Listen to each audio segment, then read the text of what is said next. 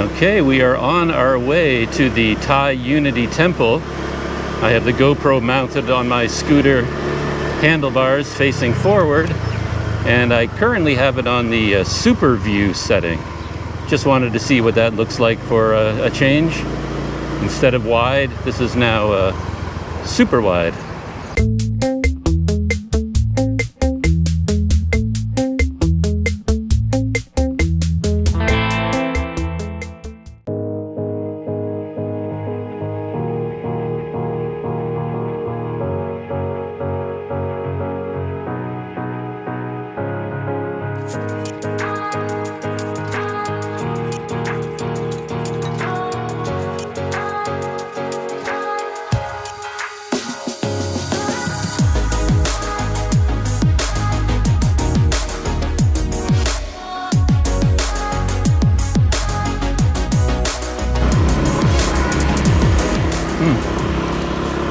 And just for fun and testing everything technical today, this is the super view, but looking back towards me from the handlebars. I have no idea how much I'm in the frame or how much of the street behind me is in the frame. I'll find out later on when I review the video. But again, I am finding that I'm overly distracted by the GoPro right now. It's too much to get used to all at once. The camera and driving the scooter and the flow of traffic here.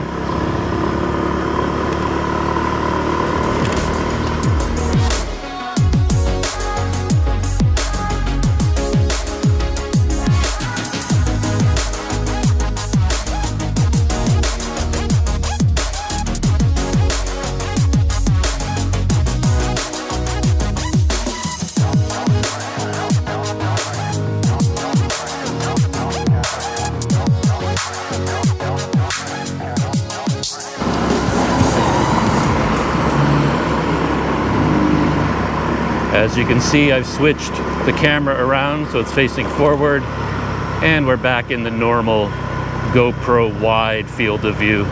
Super view, I think, I haven't seen the video yet, but just looking at the screen, super view seems to be a bit much. It's too much of the world all at once. So I think this wide field of view is more than sufficient.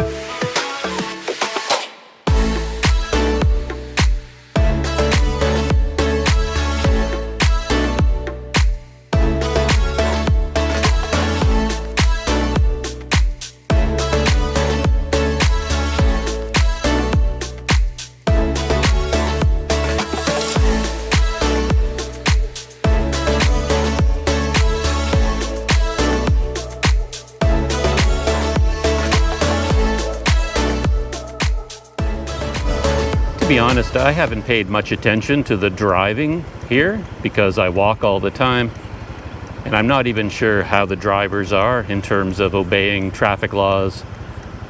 I was wondering whether any trucks or cars that came up behind me would just blast through this red light and do a U-turn anyway, or turn right anyway.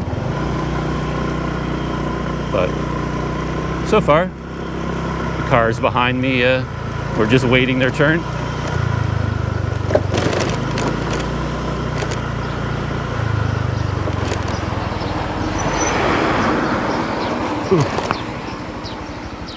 And I just spotted a large temple gate to my right. It's time for another map check to see whether I need to turn here or not. So yes, this is where I turn right, and the local name for this temple seems to be Wat Thai Wattanaram, or the Thai Unity Temple in English. Again, it's a small thing, but I think about these small things. It's sort of what I do. But now that I'm a scooter guy, I have to think about parking. And I never really had to think about issues of parking before. So when I go to this temple, whoa, I think I may have arrived at a temple anyway. This has to be part of the temple complex that I'm looking for. Well, there's some cars in there. So I think I will just drive up there and park inside. And then if someone tells me I shouldn't, then I will take my scooter outside. See what happens.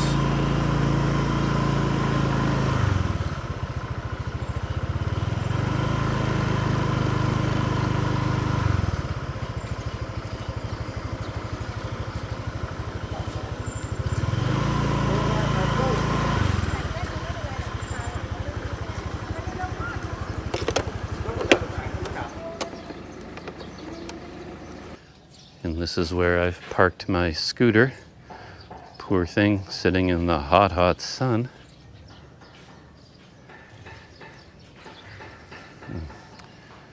I checked in over there. There's the usual health screening. Sanitize your hands and write down your name and a contact number. And I did speak with the women there, trying to find out, is it okay if I park here? But I got a lot of friendly smiles and giggles, but I didn't get any information. But no one seemed to have a problem with me parking here, so I think I'm okay. I thought I might get some information about the temple when I was here, and I've spoken to a few people already, but as I said, I've run pretty firmly into the language barrier, so I don't know much about this place. But they definitely like the builders or the founders definitely like ornate gold. Look at that. It's a beautiful day to come here with the sun and the blue sky and all of that sun glittering off the guardian lions. Wow, look at him. It's almost like he's wearing a suit of golden armor. I'm feeling very, very safe and secure with these golden lions guarding the temple grounds.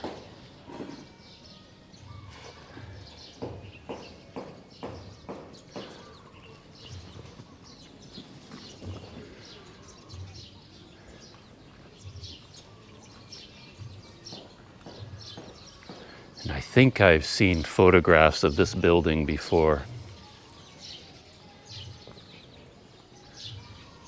Very impressive as you get closer.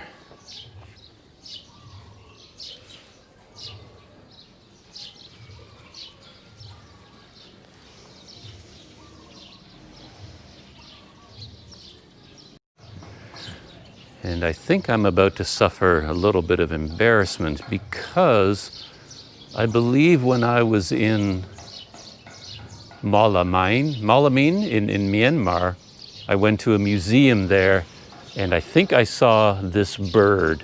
It's a mythical bird. I saw this bird everywhere, and there's a name for it, and I remember learning all about it, the name of this bird and what it symbolizes, but I can't remember any of it right now. And you can see examples of this bird on all the pillars here, the walkway to the temple.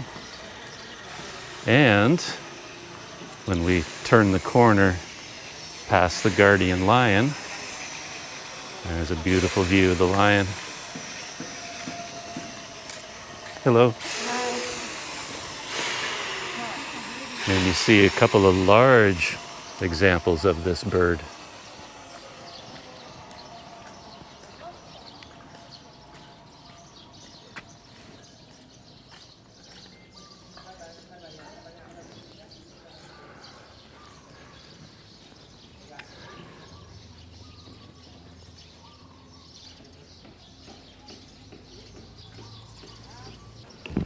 So far, I haven't been able to find out anything about these birds.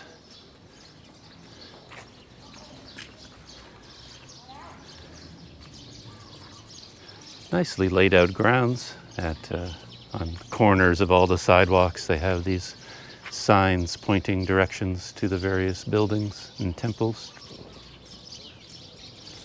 But of course, I can't read any of them.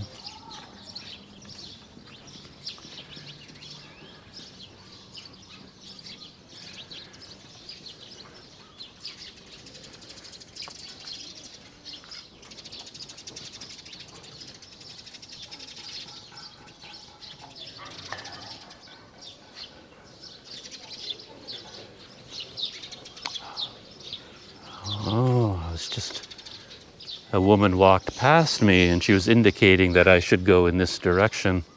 I wasn't sure why, but I think I understand now. She was telling me that the reclining Buddha was in this direction.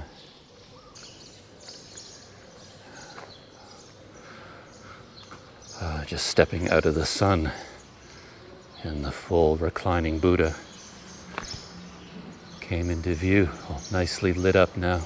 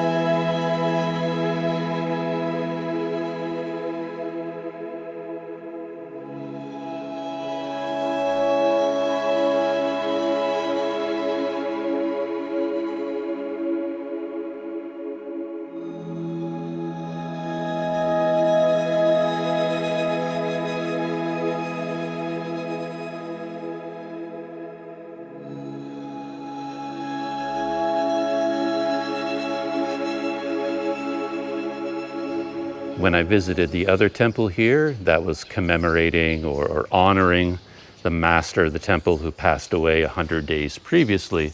There was also a reclining Buddha there, and I made the observation that there were usually carvings of symbols on the soles of the feet of the reclining Buddhas, and I had made a mental note to look to see if they were there, and then I forgot to do so. But here I have the what I was talking about, all of the symbols on the feet of the reclining Buddha. When I first saw this, there was a sign that gave names for all of these symbols, and I remember reading about them later on.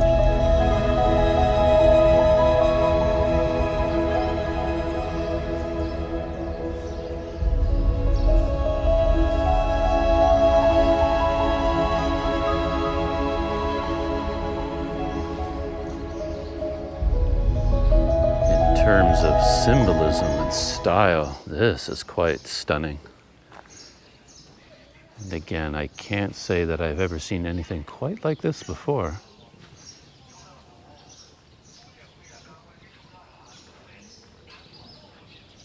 This is something you definitely want to find out about, what exactly it is and what it's called and what it means. It has a kind of a body of a lion, like one of the guardian lions, and yet the front legs are almost like arms, and yet serving as legs, and then a Buddha-style face.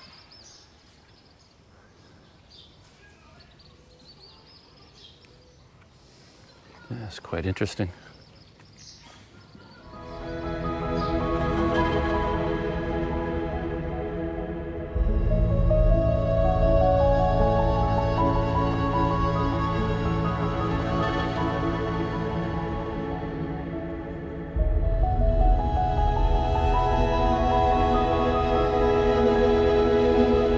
return to these birds, and now that I think about it, I may have it mixed up with another bird that I saw at the museum.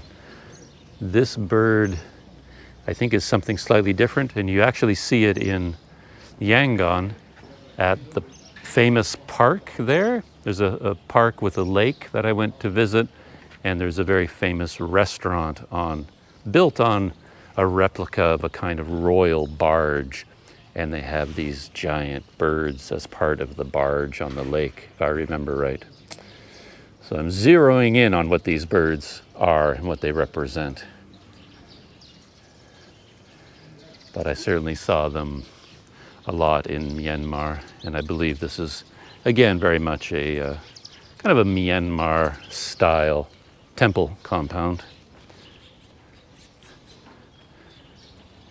Just shows a lot of elements that are very familiar to me from my time in Myanmar.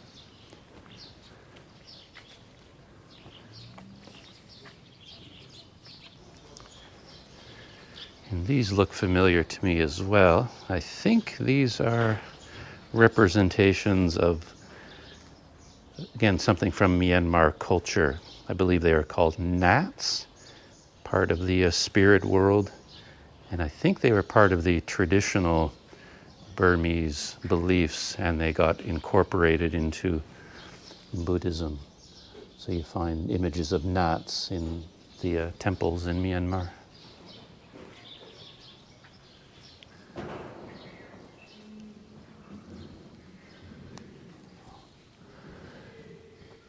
And this image also looks very familiar to me.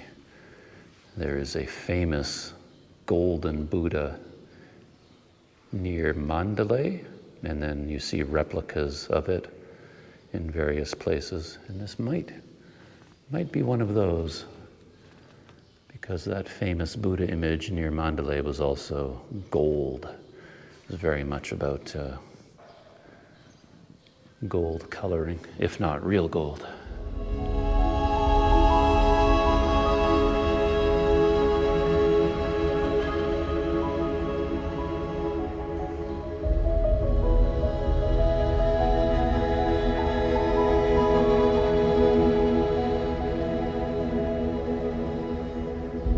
I often do wonder where the idea of repetition comes from in Buddhism, where when you go to the temple you see not one image of the Buddha or even 10, you always see hundreds of them.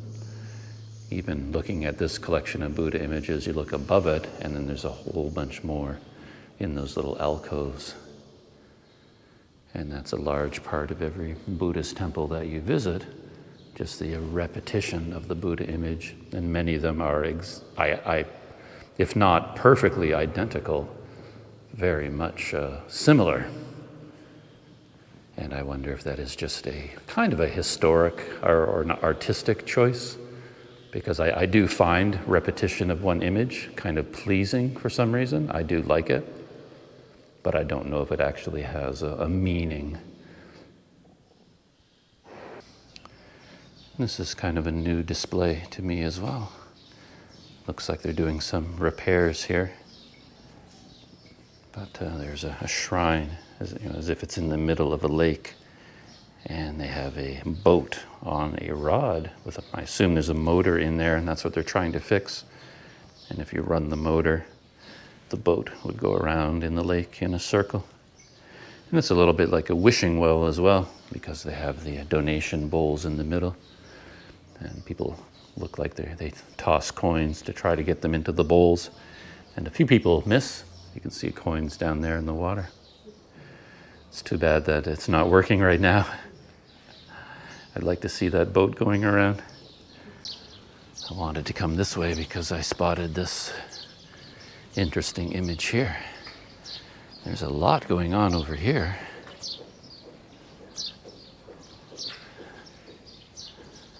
With his headdress and all of the garlands, the flowers, and offerings over here, coconuts and bananas, and something in a bag here.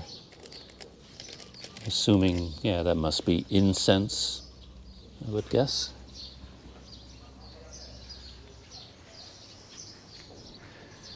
And again, it's a very small thing, but I have noticed that most of the time when there is bottles of water left as an offering, they take the lids off. You can see the lids down here on the left, and all the bottles are uncapped, making it easier to drink. I guess that's part of the offering.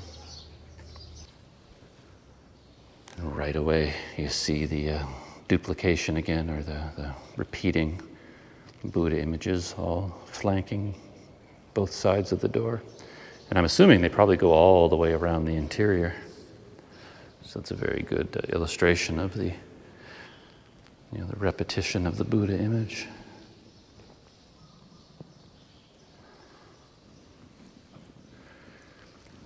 And this also strikes me as very much part of Myanmar, the colorful circular lights behind the Buddha.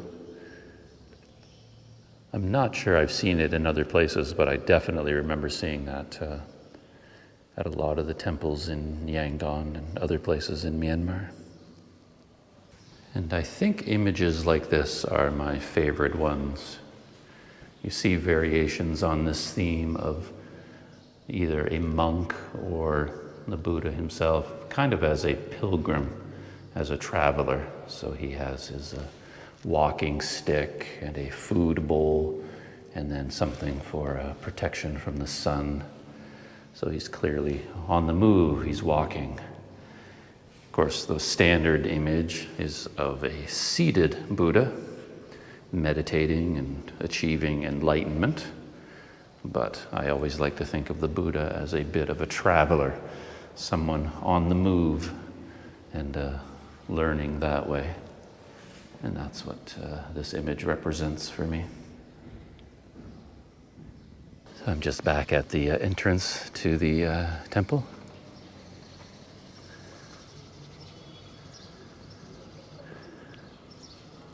Ah, palm tree. Look at that. That's a nice image right there. Palm trees beside the birds. So I think it is time to get back on my scooter. There it is there. I probably should have parked it in the shade if I had gone looking for shade. But I was just thinking, I'm right beside the Friendship Bridge near immigration.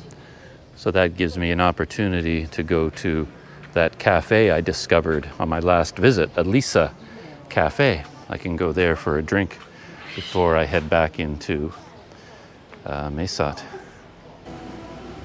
I profiled this coffee shop pretty extensively on my last visit, so I'm not going to do a complete tour, but for anyone that hasn't seen this place, I'll shoot a little bit of the interior and the atmosphere here. They have a lot of vintage kind of items and pieces of art throughout, which make it kind of an interesting place. And nice decor with the wooden shutters, and they've got Christmas decorations up right now, which is nice. And this is the inside. You got it. And they have some nice seating here, two-person tables, and a counter right here. And then way at the back, there's like a living room set up. And then they even have a back area with parking back there. So it's a very handy place if you have a car. And you can get all of your basic coffee, fancy coffees and teas and smoothies, things like that. I asked the woman at the counter about the smoothie situation, and apparently they can make any smoothie I want. So I just picked one from the menu. I asked for a mango smoothie. She said absolutely. So I'm just sitting here waiting for my mango smoothie. And since this is a kind of a technical testing day as far as the scooter and the GoPro goes, I think what I'm going to do on the way back into Mae Sot is use that head strap that I illustrated before and try to mount the GoPro on the helmet and just sort of see how that feels. I may or may not try to put the microphone in place. I might just put the GoPro in a small light cage just to mount on the helmet and then not worry about audio at all, just to capture some of the footage of driving back. And I just want to see what it looks like in terms of being on the helmet, because mounting it on the handlebars with that jaws, because the grip is round, maybe that's why. It wasn't gripping it very tightly, and every time I went over a bump, the whole thing would flop over or flop backwards, so it was not a very secure mounting point, as it turns out. So we're gonna have to work something out here. Well, I have the GoPro mounted on my helmet, and yeah, it's actually it's not bad at all. And I still have the whole Ulanzi cage and the Rode Wireless Go and the microphone adapter. All of that is still there. With that headband on my head, with all of that weight, it doesn't really feel right, but on the helmet, it seems to be staying in place pretty well. So that's what I'll try and do as I ride back into Mae Sot. But before I head into town, my mango smoothie, very thick.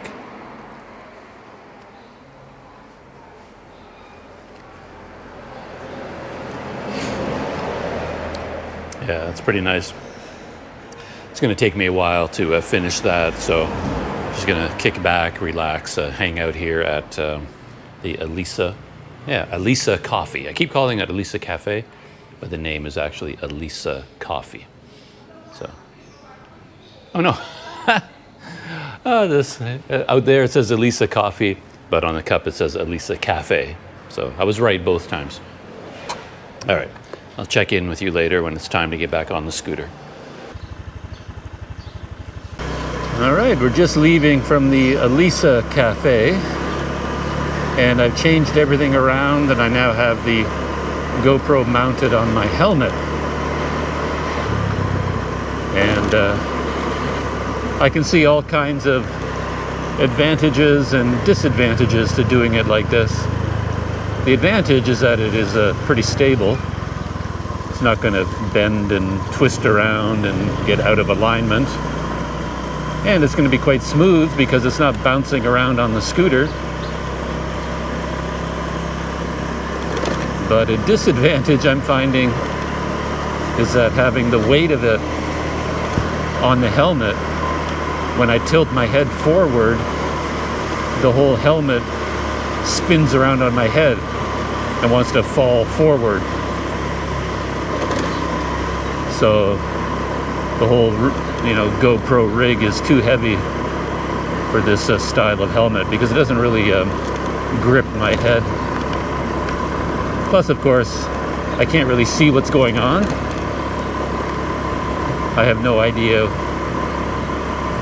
what is being recorded. I can't see the screen.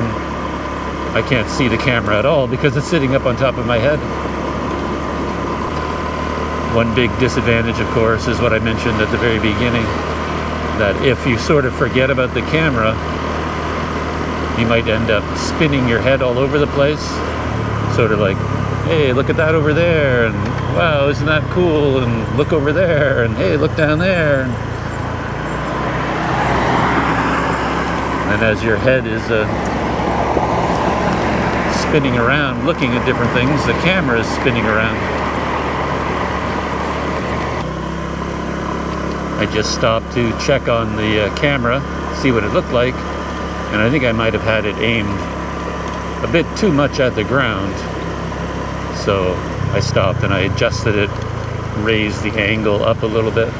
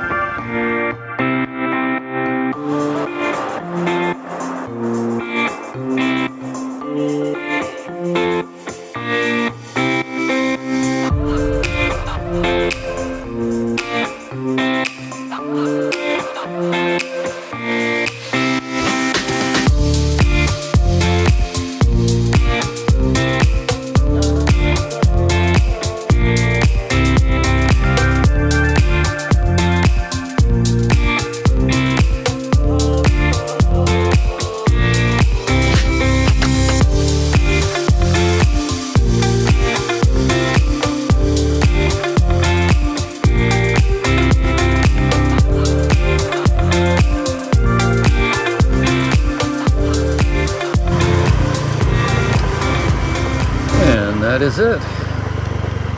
No idea what the GoPro captured on that little run, but a lot of fun.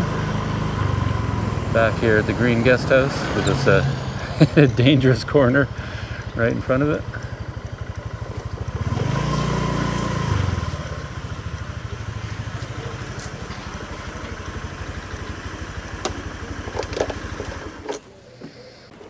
All right.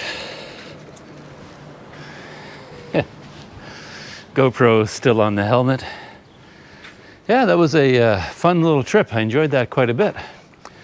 Though, as I kind of mentioned at the beginning, or in the middle anyway, that doing all of this at the same time is a little bit much right now. I'm finding it's taking a lot of my energy to think about the camera and be aware of the camera and be aware of the traffic and be aware of the scooter and the scooter controls. So yeah, it's a lot going on. I had to be very careful during that drive. And of course, over time, if I do that a lot, then of course, just running the camera would become second nature and I wouldn't have to think about it so much, work out a system. But I think that is it for today. My technical scooter and GoPro vlog mixed in with a visit to the Thai Unity Temple and finishing it off with a mango shake at Elisa Cafe back at the guest house. And now I'm going to look at the footage on the GoPro and see how it all turned out. And I'll see you in the next video.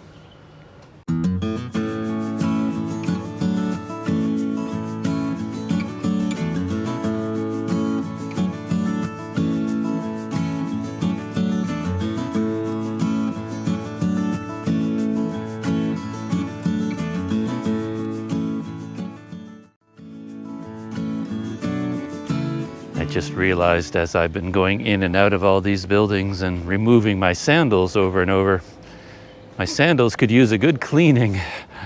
I've been doing a lot of walking here and not a lot of cleaning of my shoes. So they're quite dusty from the road. So I think they're gonna head into the shower when I get back into the Mae Sot and give them a good scrubbing. I think I'm wearing them out actually. The soles look pretty thin.